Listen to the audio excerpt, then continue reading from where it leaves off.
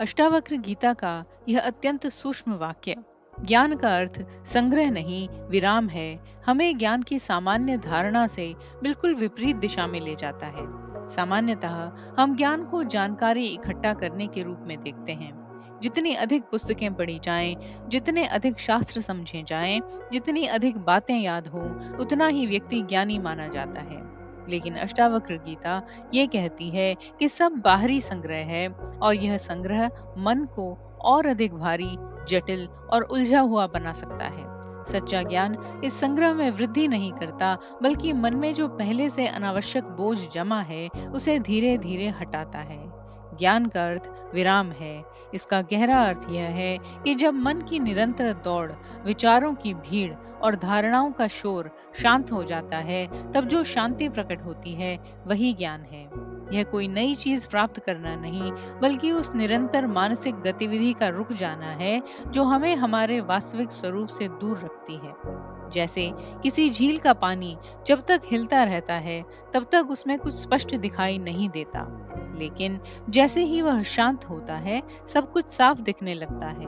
उसी प्रकार जब मन का शोर रुकता है तब आत्मा का स्वभाव स्वयं प्रकट हो जाता है।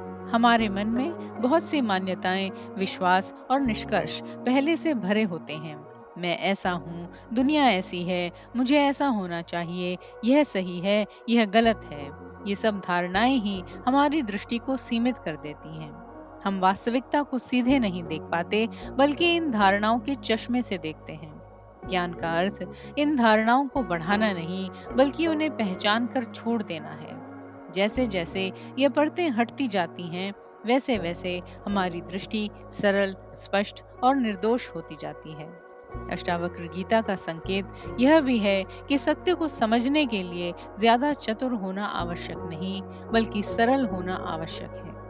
चतुराई मन को और जटिल बनाती है, जबकि सरलता उसे हल्का और खुला बनाती है।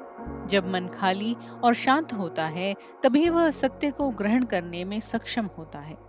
इसलिए ज्ञान कोई बौद्धिक उपलब्धि नहीं, बल्कि एक आंतरिक स्थिति है जहां मन में कोई अनावश्यक भार नहीं रहता। इस समझ का एक और पहलू यह है कि जैसे ही धारणाएं छूटती हैं, व्यक्ति में एक गहरी स्वतंत्रता का अनुभव होता है। अब वह किसी निश्चित विचारधारा या पहचान से बंधा नहीं रहता। वह हर क्षण को एक नएपन के साथ देख सकता है, बिना पुराने निष्कर्षों के प्रभाव के। यही स्वतंत्रता वास्तविक ज्ञान का फल है। अंततः अष्टावक्र गीता हमें यह सिखाती है कि सच्चा ज्ञान जोड़ने में नहीं, बल्कि घटाने में है, पाने में नहीं, बल्कि छोड़ने में है। जब मन अनावश्यक धारणाओं से मुक्त होकर शांत हो जाता है, तब जो शेष रहता है वही शुद्ध बोध है और वही वास्तविक ज्ञान है।